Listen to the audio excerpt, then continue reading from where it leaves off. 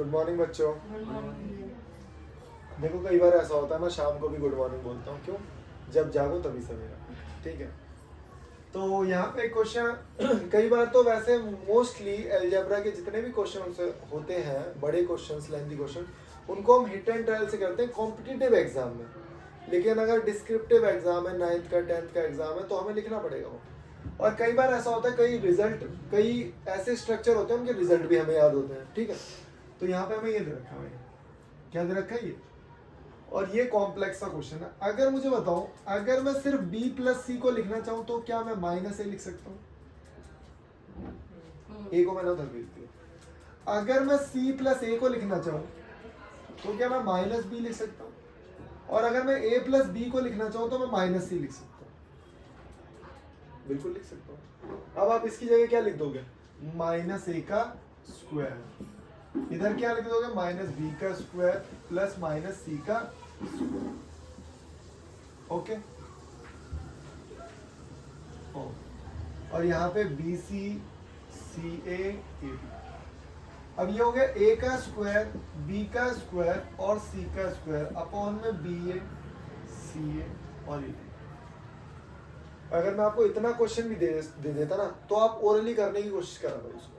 इसमें एक स्टेप ऐसा करना है जो बहुत बार क्वेश्चन में करना पड़ेगा। तो ये मैं सोचना कि अभी ये क्या करना है, मुझे एलसीएम लेना है। एलसीएम लूंगा तो ए बी सी आएगा, ए बी सी आएगा। फिर मैं देखूंगा यहाँ पे तो ए है नहीं, तो ऊपर ए आएगा, ए क्यूब, बहुत बढ़िया। यहाँ पे बी क्यूब, यहाँ पे सी क्यूब। इससे बढ़िया बता मैं क्या करूँ यार, नीचे ए की कमी है, बी की कमी है, सी की कमी है, तो मैं ऊपर भी ए से मल्टीप्लाई कर दूंगा, नीचे भी ए से मल्टीप्लाई कर दूंगा। तो ये बन जाएगा a cube a b c, b cube plus a b c, c cube plus a b c. तो ये क्या हो गया? A cube plus b cube plus c cube upon a b c. और आप लोगों को शायद नहीं पता होगा, अभी मैं इसके क्वेश्चन के बाद ही बताऊंगा। बहुत बढ़िया, नहीं जीरो नहीं होती। अगर ए बी सी जीरो है तो ये होता है a cube plus b cube plus c cube. कितना होता है? 3ABC। तो अगर ऊपर वाली वैल्यू को मैं 3ABC लिख दूंगा और नीचे ABC है तो क्या हो जाएगा? 3 है। आंसर क्या आएगा हमारा? 3। तो इसका आंसर 3। ठीक है, कई बार ऑप्शन में नेगेटिव नंबर्स भी लिखे होंगे तो हो ही नहीं सकते। वो पूछो क्यों? क्योंकि नीचे ऊपर तो पॉजिटिव नंबर आएंगे ही आएंगे, ऊपर पॉजिटिव तो वैसे भी नेगेटिव नहीं हो सकता आंसर। ठीक है, तो इसको नोट डाउन कर लो। बहुत ही क्लासिक क्वेश्चन था, हो सकता है एग्जाम में भी आए। ठीक है, ठीक, इस क्वेश्चन को करेंगे, लेकिन ये क्वेश्चन थोड़ा सा टफ है। इसके लिए मैं आपको एक आइडेंटिटी बताता हूँ। ठीक है, तो आइडेंटिटी क्या है? A plus b plus c bracket a square plus b square plus c square minus a b minus b c minus c is equal to a cube plus b cube plus c cube minus 3ab। इसको solve करके यही आ। तो ये एक identity है, हमें ये याद ही नहीं रहती हमें, तो याद करनी भी नहीं है। हमको ये आइडेंटिटी दिखेगी, हमको ये आइडेंटिटी दिखेगी, बस हमें अप्लाई करना है। ऐसा लगना चाहिए हमने ये कहीं देखा हुआ है। एक बार बताओ, ये टर्म पूरा पूरा नहीं दिख रहा मुझे ऊपर? ये पूरा पूरा टर्म नहीं दिख रहा, और ये पूरा मतलब उसकी जगह मैं इसे उतार सकता हूँ, उसकी जगह मैं इसे उतार सकता हूँ। अच्छा एक चीज और, अभी हमने एक चीज और पढ़ी थी कि ए प्लस बी प्लस सी अगर जीरो हो जाए, अगर मैं बोलूँ ए प्लस बी प्लस सी जीरो हो जाए, तो बताओ ये जीरो हो गया पूरा, और जीरो को आप किसी नंबर से मल्टीप्लाई करोगे तो क्या आएगा? जीरो। तो ये पूरा डेटा जीरो हो गया। अगर ये पूरा डेटा जीरो हो गया तो इस वाले को इधर ले आओ, तो a cube plus b cube plus c cube हमारा क्या हो गया? 3abc। क्या हो गया भाई? 3abc। समझे? तो ये तो एक आउटपुट था, इसका बताने का मुझे कोई वो नहीं था, लेकिन फिर भी ये याद रखना है कि कब होगा ऐसा। ये कहाँ से आया? ये ऊपर से आया। कहाँ से आए? ऊपर से आया। तो मैं इसको अभी रब कर दे रहा हूँ, ध्यान से देखना। तो मुझे दिखा यार, अगर ऊपर वाली वैल्यू मुझे लिखनी है तो उसकी जगह मैं क्या उतार सकता हूँ? ये पूरी वैल्यू उतार सकता हूँ। ठीक है, क्या कर सकता हूँ? पूरी वैल्यू उतार सकता हूँ। तो उसको हटा के मैं पूरी वैल्यू ये लिख दूंगा। ठीक है, ओके, तो उसको हटा के मैं पूरी वैल्यू लिखूँ अगर a plus b plus c bracket में a square b square c square minus a b b. तो मैंने यहाँ तक आपको बता दिया। उसके बाद ध्यान से देखना, ये तो मैंने इस वाले की जगह ये पूरा लिख दिया, लेकिन मैं देख रहा हूँ ये गड़बड़ दिख रही है मुझे। कि ए Q square b square c square ये तीन माइनस में और ये प्लस में, लेकिन ऊपर वाले तो उल्टा है। क्या करूं? अगर मैं इस वाली इक्वेशन में से माइनस बाहर निकाल लूं तो पूरी ये वाली इक्वेशन मिल जाएगी, ये वाली। तो क्या मिलेगा? क्योंकि माइनस तो मैंने बाहर निकाल लिया, a square b square c square minus a b minus b c minus c. ये पूरा टर्म ऊपर वाले पूरे टर्म से कट गया, इस माइनस को सिर्फ ऊपर पहुंचा देंगे। तो जब इस माइनस को ऊपर पहुंचाऊंगा तो आंसर आएगा माइनस ए प्लस बी प्लस सी। इन तीनों को प्लस कर देना, -4, लेकिन बाहर माइनस लगा हुआ है तो इसकी वैल्यू कितनी आ गई? +4। इसकी वैल्यू कितनी आ गई? +4। बहुत इंपॉर्टेंट क्वेश्चन है, लेकिन जो ये आइडेंटिटी लिखी है ना, ये सबसे ज्यादा इंपॉर्टेंट है, बहुत अप्लाई करने को आएगी, बहुत ज्यादा, बहुत इंपॉर्टेंट है। तो इसको याद करना जरूरी है, अलजेब्रा के क्वेश्चन में बहुत दिखाती है। ठीक है, ये और प्यारा क्वेश्चन है, बहुत ही शानदार। अब इसमें देखना, आप लोगों को ये पता है ना, x + y + z अगर 0 है तो x³ + y³ + z³ = 3ab। और मैंने देखा ये मान लो x है, ये y है और ये z है, तो क्या मैं a - b + b - c + c - a, क्या ये 0 बैठ रहा है? क्या b से b कट गया, c से c कट गया, a से a कट गया, 0 बैठ रहा है बिल्कुल। और अगर मैं ऊपर वाली टर्म भी देखूं, a² - b² b² - c² + c² - a², तो यार वो भी 0 बैठ रहा है, वो भी तो 0 है, a² से a² कट गया, सारे कट गए। तो इसका मतलब अगर ऊपर वाली इक्वेशन को मैं तरीके से लिखूं तो मैं ये लिख सकता हूँ 3x y z और नीचे 3x y z।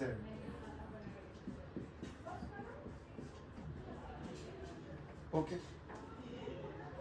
कुछ नहीं था, बिल्कुल आसान क्वेश्चन है, समझना है, ये अलजेब्रा पढ़ना ही पड़ेगा, ऐसा कुछ नहीं है कि आप इससे दूर भाग लो, क्योंकि अलजेब्रा देखो आता ही है अब तो। और एग्जाम में आएगा, मान लो रेलवे के एग्जाम में नहीं आ रहा और दुनिया भर के एग्जामों में तो आता ही है भाई। एसएससी तो देती है बल्कि, एसएससी तो अलजेब्रा दे रहा है और धीरे धीरे और बढ़ा देगा। यहाँ पे एक चीज मुझे पता है, इसको स्प्लिट करूंगा तो क्या लिख सकता हूँ? लक्ष्य a + b a - b। क्या बात, a + b a - b, a + b a - b, a + b a - b टूटेंगे सारे। तो जो टूटेंगे तो माइनस वाले जितने मुझे दिख रहे हैं वो क्या होंगे? कट जाएंगे, 3 से 3 कट जाएगा, तो बचेगा क्या? a + b a + b b + c c + c। मैं ये क्यों शॉर्टकट में लिखवा रहा हूँ? क्योंकि पहली बात तो जिनको ये समझ में नहीं आ रहा होगा उनको पूरा क्वेश्चन ही समझ में नहीं आएगा। ये तो बहुत आसान चीज लिख दी मैंने, ये वाला स्टेप बीच में जो स्किप कर दिया ना, तो ये आंसर है इसका।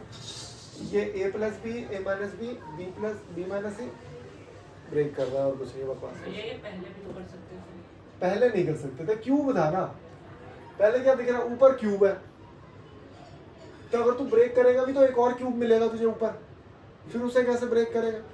तो बहुत टफ हो जाएगा, समझ रहा है?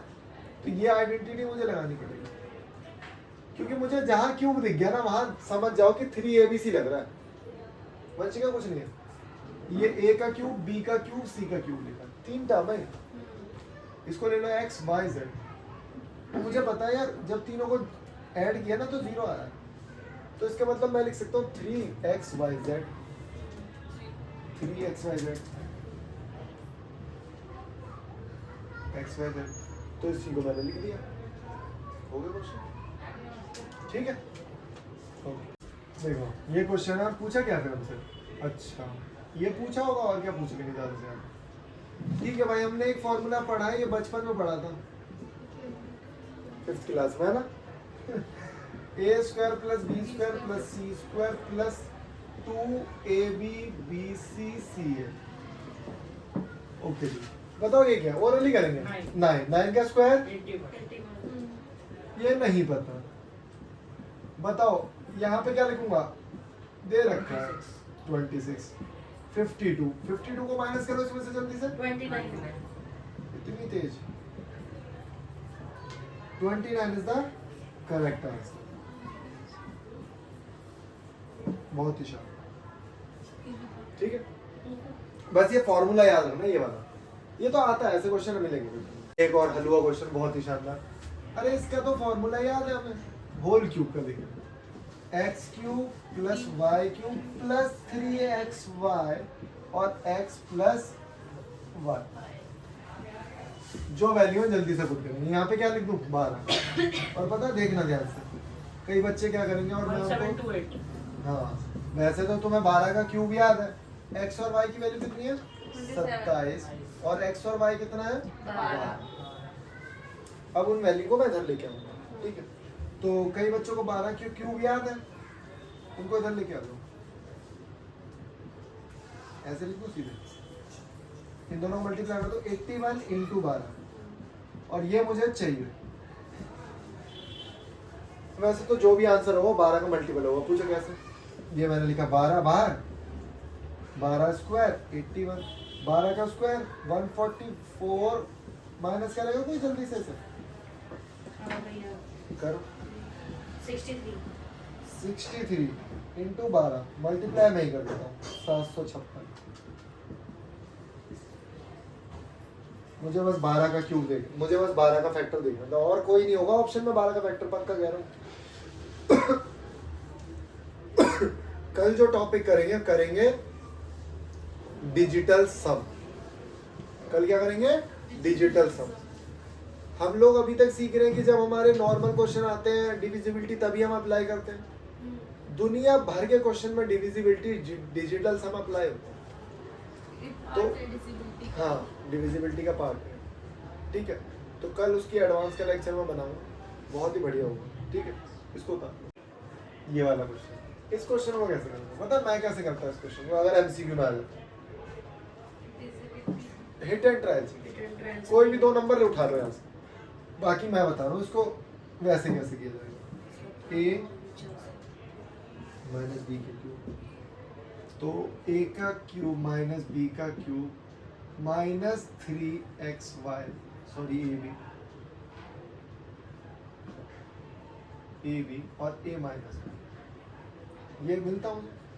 अब यार ये तो है मेरे पास 7 का क्यूब, तो सबसे पहले पता है मैं क्या देखूंगा, उसको इधर ले आऊंगा, भैया अंदर प्लस नहीं होगा, नहीं होगा, नहीं होगा।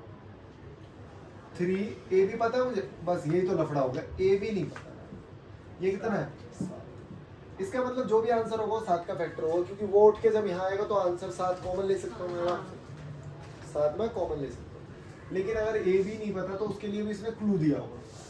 तुम लोगों को डिस्क्रिप्टिव एग्जाम में ऐसे करना है, ए प्लस बी का स्क्वायर, ए का स्क्वायर प्लस बी का स्क्वायर प्लस 2ab, बताओ ये कितना है 7 का स्क्वायर करो एक बार, गड़बड़ हो गई, माइनस 49, सीधे लिख रहा हूँ मैं, a square plus b square 2ab, नहीं पता, ये पता मुझे 85 लिखो सीधे इधर, 85 को इधर भेजो, 36 36 को 2 से डिवाइड करो, दोनों माइनस कट जाएंगे तो ए बी कितना आ गया, यहाँ पे रख दो 18 और सारा उठा के यहाँ पे ले आओ, 7 का क्यूब माइनस 3 इंटू 18 इंटू 7 ले लो कॉमन, यहाँ बचेगा 49 माइनस, आंसर माइनस में आ रहा है यार, ऐसे कैसे हो सकता है, आ सकता है माइनस बी की वैल्यू, लेकिन नहीं यार, क्या गड़बड़, अच्छा बताओ क्या गड़बड़ हुई है भैया, जब इधर आएगा तो प्लस होगा, और वैसे क्या आंसर आएगा इसका, प्लस करना एक बार इसे, 103, तो ये कितना हो गया 721, हाँ ये पक्का तो नहीं आएगा ना, 18 या 54 ही होता है, हाँ भैया इतना ही आएगा,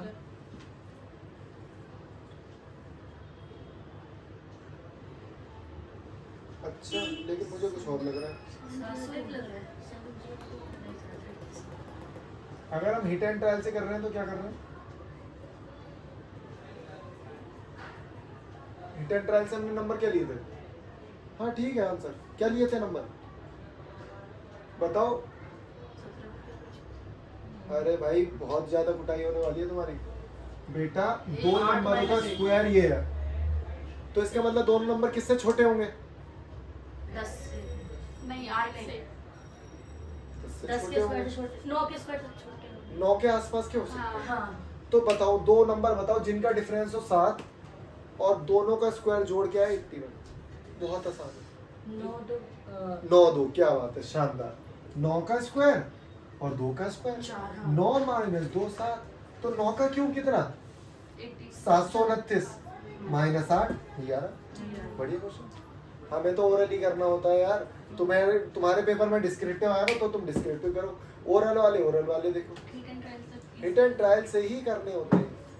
और बताऊं कुछ भी नहीं करना, ये भी भूल जाओ क्यूब कर रहे हो भाई। 7 की डिविजिबिलिटी चेक करी, कर ली। वही आंसर होगा, एक ही देगा वो सिर्फ डिविजिबिलिटी ऑफ 7 पक्का। देखो बहुत ही मस्त क्वेश्चन। इसके दो तरीके हैं, दो तरीके का। एक तरीका तो मैं इन दोनों को इधर ले आता हूँ, x minus 2 minus y is equal to 0। तो हमने पढ़ा था यार a plus b plus c is equal to 0, तो a cube plus b cube plus c cube is equal to 3ab। Okay, इसका मतलब इसका क्यूब क्या होगा? बोलते जाओ, कुछ बोल भी लो। इसका क्यूब 216 3 इंटू ए की वैल्यू बता दो x, b की माइनस 2y, c की माइनस 6। मल्टीप्लाई करो इन्हें जल्दी से। x cube minus 8y cube कितना आ रहा है? 36। उसे इधर ले आओ क्योंकि ये माइनस माइनस प्लस हो जाएगा। तो प्लस 36xy को मैं इधर ले आता हूँ, तो मैं लिखूंगा minus 36xy minus 216 is equal to क्या बचा? 0। अरे यही तो पूछा था इसमें, यही तो पूछा था क्या होगा, और ये दिया था। ये मैं एक तरीका और बताऊं, एक तरीका और से स्क्वायरिंग बोथ साइड भी कर सकते हैं, क्यूबिंग बोथ साइड भी कर सकते हैं। क्यूबिंग बोथ साइड में क्या है? यहाँ पे क्यूब करो, यहाँ पे क्यूब करो, होल क्यूब। एक तरीका ये x minus 2y is equal to 6। Cubing both side, cubing both side, बात वही है, तब भी हो जाएगा। a का क्यूब b का cube 3ab a minus b, और जहाँ पे a माइनस b आएगा वहाँ सीधे 6 लिख देना। आसान क्वेश्चन है, कोई टफ नहीं, ठीक है।